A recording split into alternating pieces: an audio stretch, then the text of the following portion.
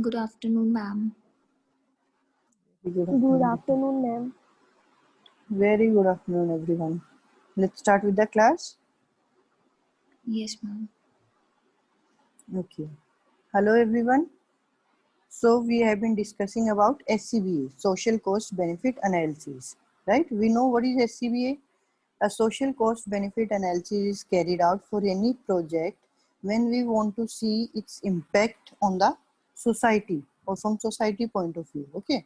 If an analysis is carried out on social grounds, that is called as social cost benefit analysis. For this, there are two approaches: UNIDO approach and Little Millis approach, or we also say it LM approach, right? So what are approaches? Approaches means it is a kind of criteria which has been given, which will help you in assessing a project for, which will help you in assessing or evaluating the social cost benefit analysis of a project, right? So SCBA is done through these approaches, and these approaches are nothing but the criteria which have been mentioned. So a set rules are there. You have to follow those steps, and then that analysis can be carried out. So UNIDO approach, first of all. UNIDO is an institution. UNIDO stands for United Nations Industrial Development Organization, right?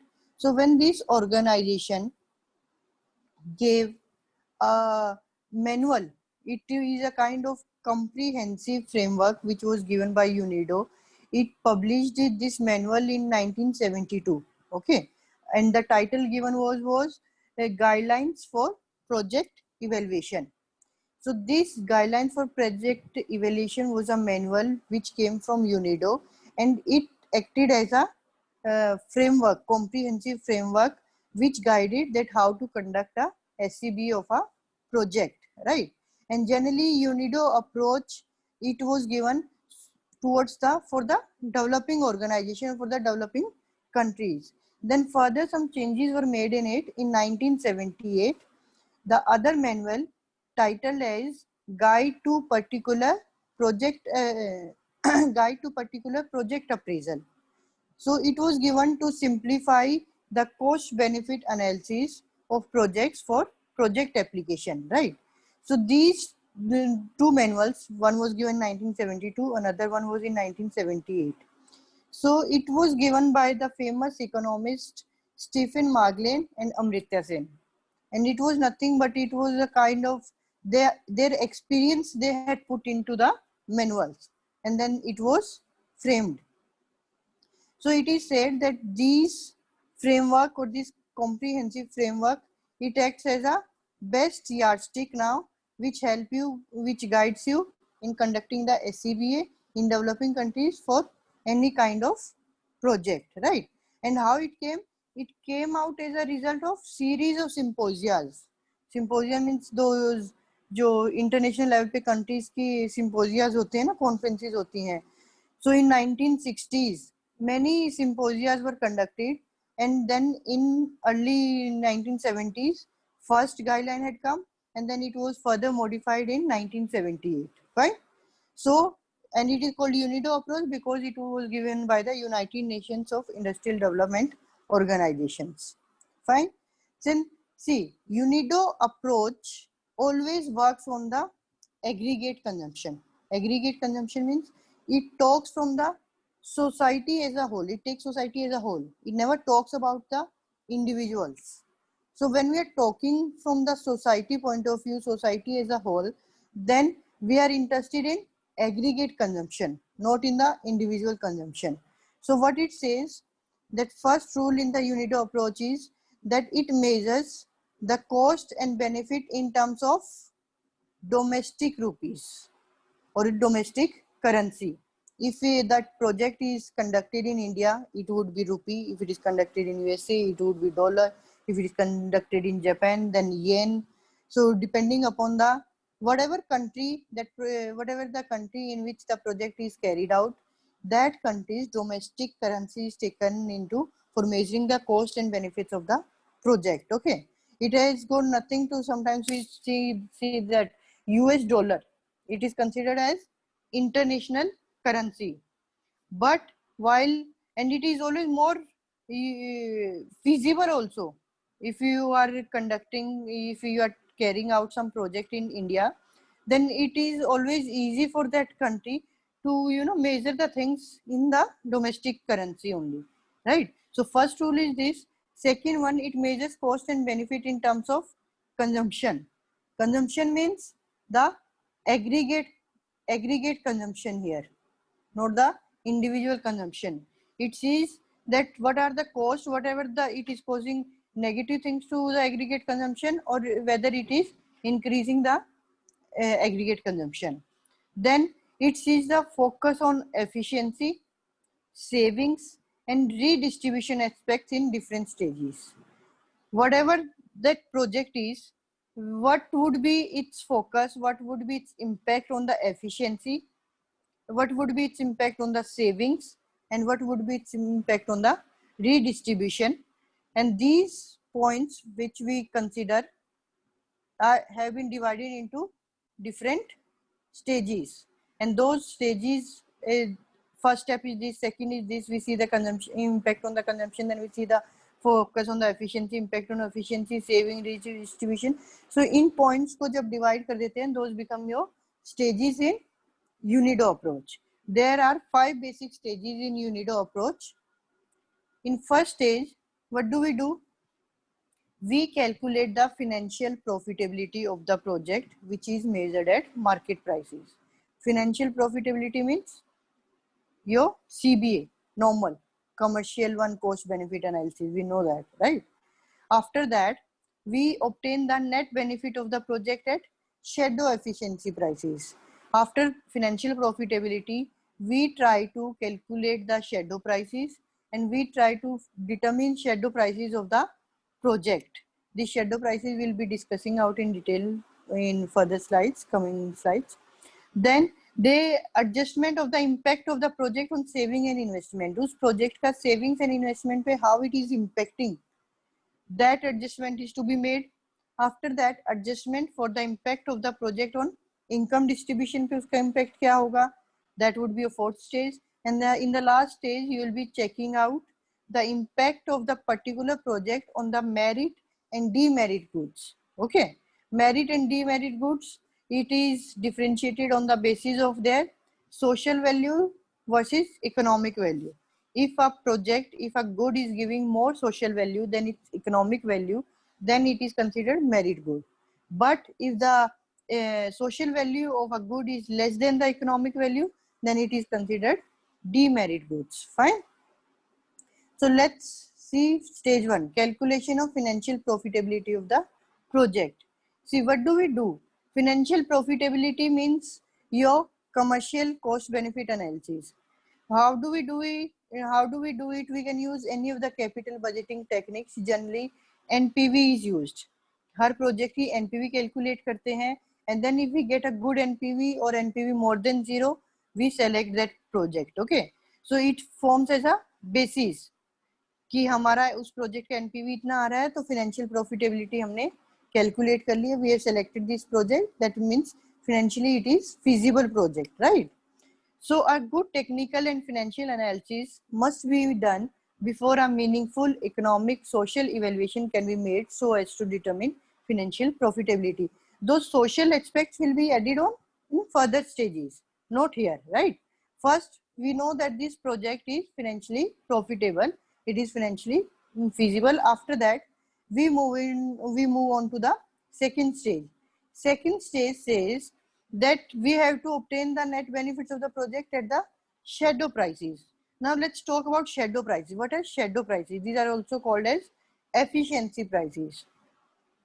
See, when markets are perfect, we know that when markets are perfect, our social prices and your market prices and your real prices are same. But we know that there is an imperfect market prevailing around us. So your real prices and market prices are never same. And there are some goods in which you cannot, those goods which do not have a market price. Then how do we assess their prices? That price is their shadow price, or it is also called as the opportunity cost of any resources which have been used in the project उसकी जो opportunity cost है that would become your shadow price. And now what is opportunity cost? Opportunity cost is nothing but the opportunity lost. कि वही resources अगर हम किसी और project में यूज करते, वहां से उसके क्या प्राइस क्या वैल्यू निकल के आती, दैट बिकम्स योर प्राइस, कि उस रिसोर्सेज के इतने प्राइसेस हैं, राइट। तो इसमें हम क्या करते हैं, हम अपने जो भी प्रोजेक्ट है, suppose take government is running a electricity project. Take an example of this thermal project here near Hisar.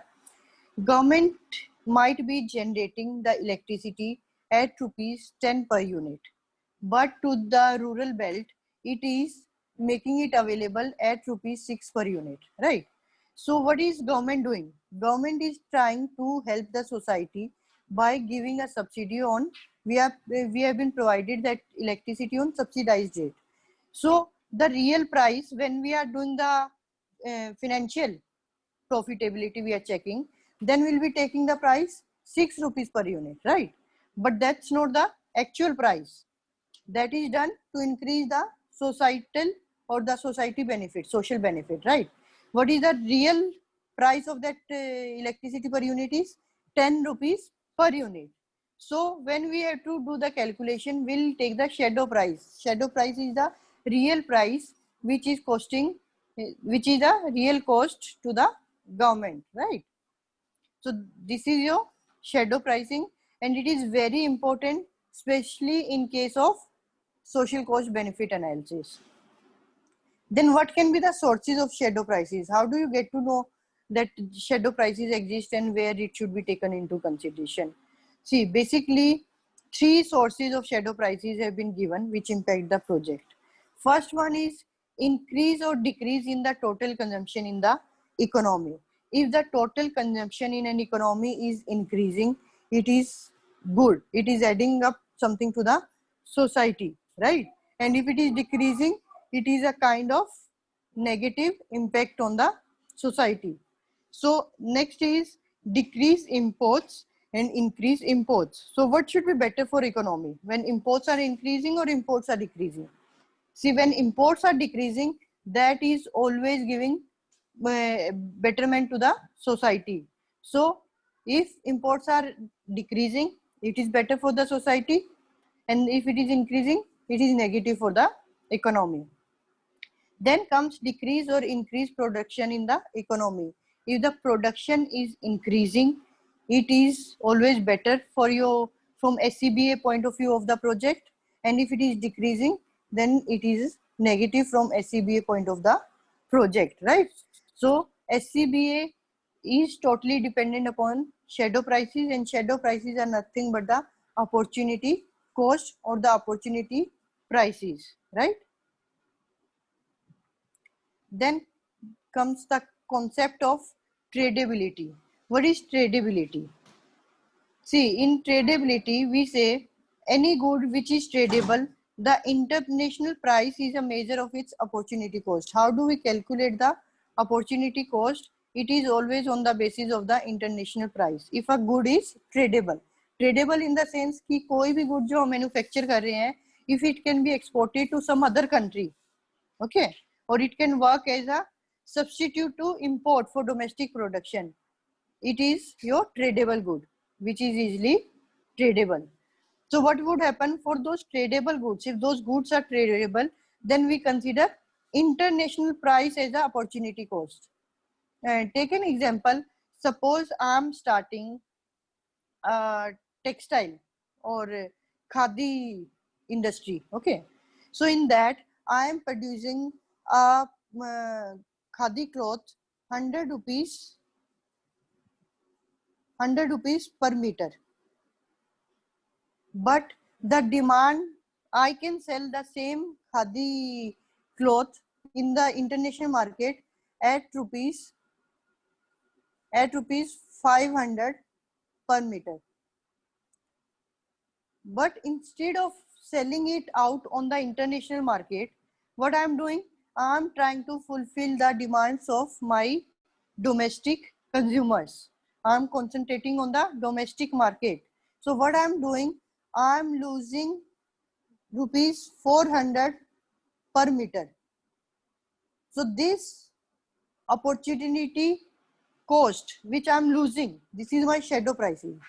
Okay, if I had to calculate the shadow price of this project, I would be considering the international prices that I could sell it off for 500 per meter, but instead of that, just to fulfill the society obligation, I'm focusing on my domestic market. I'm focusing on my country, so that there is no shortage of supply in my own country, and I'm selling it for 100 rupees per meter.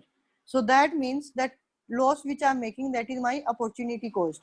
And if that it is more, gap is more, so that means it is adding more towards the social values. From society point of view, this is good thing for the project. कि इसका मतलब मैं जो 400 का मुझे loss हो रहा है, it is adding up much more to the society, right? So I hope it is clear. This is the concept of tradability. Then comes treatment of taxes. When shadow prices are being calculated, taxes usually pose difficulties. In the sense, the treatment of taxes is a little cumbersome and complicated. But for that, they have already given 3 broad guidelines that how to deal with the taxes. First one is when project results in diversion of non-traded consumer goods, taxes should be included. That means in case of non-traded goods, we include the taxes. What are non-traded goods? Non-traded goods are those goods whose import prices are greater than their domestic cost of production. That means कि अगर हम उनको अपनी domestic country में उनको produce कर रहे हैं, then their cost will be less. But we are importing them, then it is their prices are higher. So why should we need to import? That means those cannot be traded in the international market. We will be producing, we will be manufacturing them in our domestic economy itself, right? So those are your non-traded goods. And when we are talking about the non-traded goods, taxes are to be included. If we are talking about full traded goods, those can be easily tradable in the sense which can be easily bought and sold in the international market, जिनकी buying selling बहुत easy होती है. In that case, taxes should be fully ignored. And when the third criteria which they have given is that when a project augments domestic production, if that project is adding something to the production, it is increasing the production, then taxes should be excluded. So in short, you can say only in case of non-traded consumer goods, taxes are to be included.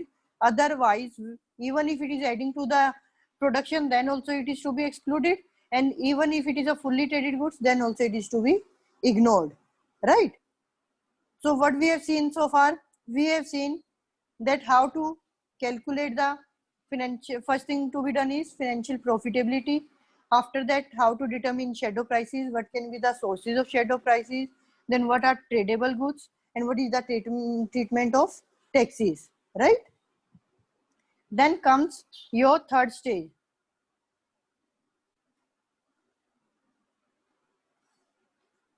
Third stage talks about the impact of the project on savings and investment, impact on distribution, and the impact on savings. Impact on distribution means that measure of gain or loss.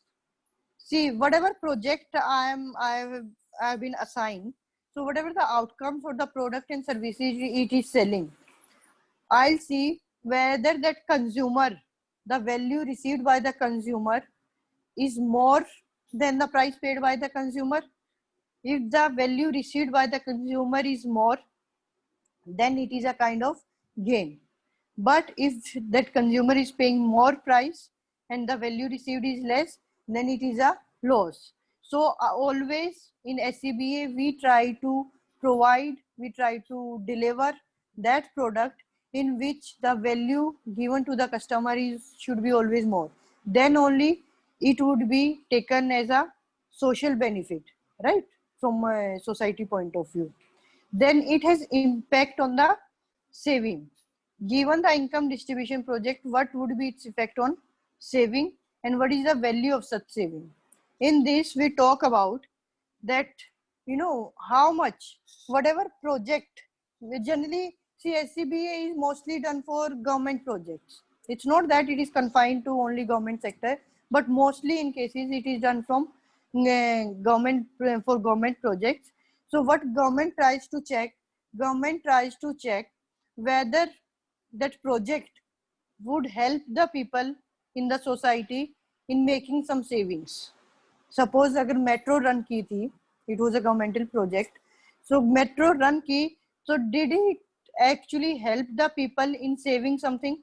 They didn't have to take cabs, they didn't have to take their personal vehicle, whatever. So somehow it was impacting the saving of the people in the society, right? So उस जो impact है उस project का, उन्होंने उस saving को, and फिर उसके बाद उस saving जो उन्होंने की society ने, where they are using that savings, that is another thing which SCBA takes into consideration. Then comes your stage 4. Stage 4 talks about income. It's income redistribution impact. Income distribution impact means we are talking here about the redistribution of income in favor of economically weaker section. कि government ने जो income, जो project के through income distribute की, उसका economically weaker section पे और any other weaker section of the society, how it was impacted, how it is done. Suppose these highways, 4-lane highways which were constructed by the government, it was a SCBA project, they had put tolls there, and suppose the cost in total project was 100 crores, and government has already recovered that cost, but it still continues to accepting or taking up the tolls.